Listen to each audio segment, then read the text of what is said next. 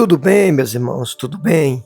Espero que todos e todas, meus irmãos, minhas irmãs, do nosso canal esteja bem, no nome do Senhor Jesus. Peço que todos, por favor, se inscrevam no canal, ative o sino, para você receber todas as nossas mensagens diariamente. Deixe o seu hype, deixe o seu valeu, torne-se um membro do canal, para que você possa receber mais mensagens e mais conhecimento. Irmãos, a Bíblia diz que os fariseus, para quem não sabe, os fariseus representam os crentes de hoje, viu? Não vá pensar você que os fariseus representam os espírita, o povo da Umbanda, da Quimbanda, do Candomblé, da magia negra, nada disso. Não estou dizendo que esse povo pratica o bem, não, estou dizendo que os fariseus eram homens religiosos da lei de Moisés. Eles queriam fazer aquilo que agradava a eles, achando que estava fazendo para Deus, às vezes até sabia que estava com arrogância, né? Então a Bíblia fala dos fariseus que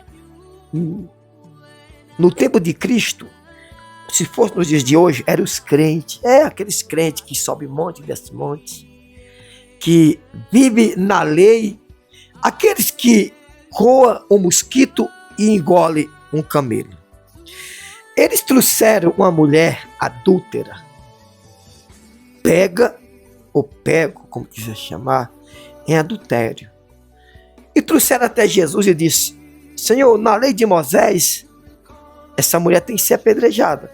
Só que o que eu acho engraçado é que só trouxeram a mulher e não trouxeram o homem também, né? Tem que ter trazido os dois.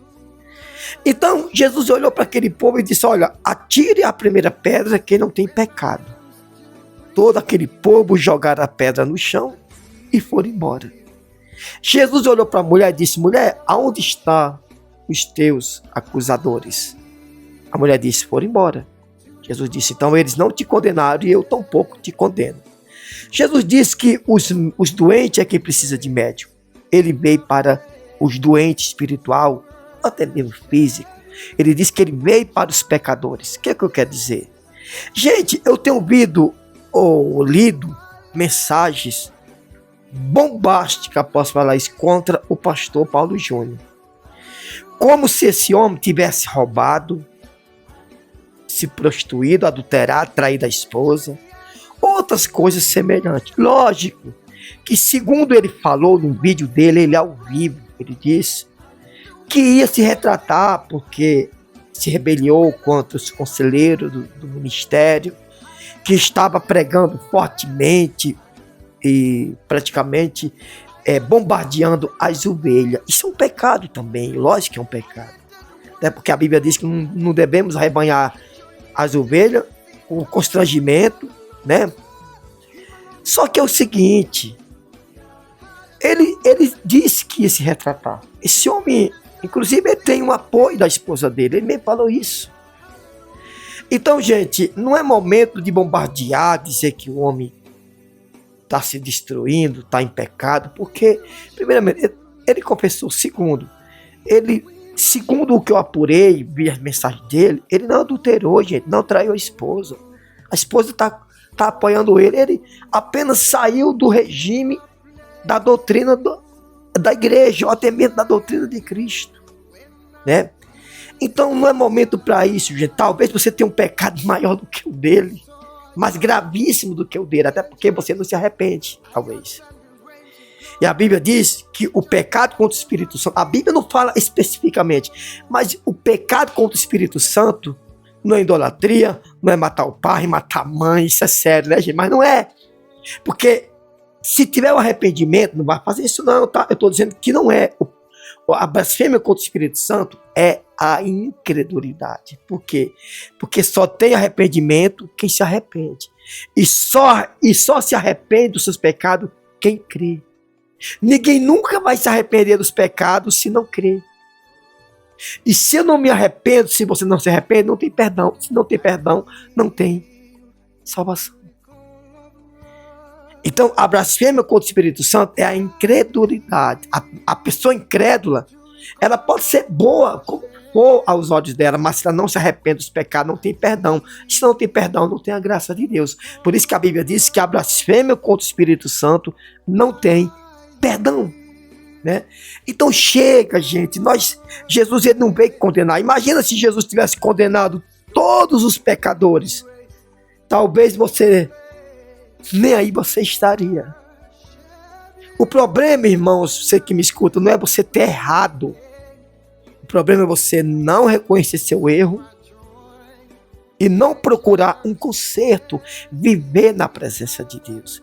E se arrepender não é apenas de palavras, é de atitudes. É dizer, Senhor, eu quero algo novo, eu quero recomeçar. Então, trouxeram aquela mulher até Jesus e disse, olha, essa mulher tem que morrer. Mas Jesus disse, não, quem não tem pecado, atira a primeira pedra. Hoje nós vivemos uma igreja 95%, gente, de fariseu. Como é que eu sei? Eu analiso, eu pesquiso, eu vou em busca para me entender quem está no amor e na graça de Cristo. Quem ama perdoa, quem ama cuida, quem ama se arrepende, quem ama procura andar no caminho certo. Então não jogue pedra no pastor, porque talvez se muitos fizessem o que ele fez, né, se retratar, vir na rede nacional, na mídia, e contar o problema dele, que não foi tão grave como eu vejo muito. É grave, gente, não estou dizendo que não é grave, mas não tem gente por aí, gente, tem pregador por aí que tem filhos praticamente fora do casamento, gente, e tá no altar, entre outros que manda tirar a vida do outro. Não estou dizendo quem é, gente, também não quero saber, mas existe, gente. Então para com isso, vamos orar para Deus e não jogue pedra no pastor, que ele está se retratando por uma coisa que muitos vê naturalmente. Ele viu que era sério, está se retratando. O caso do pastor Paulo Júnior. Que Deus abençoe ele, a família dele, abençoe você que está me escutando, abençoe a mim, e assim Deus está cuidando de todos nós.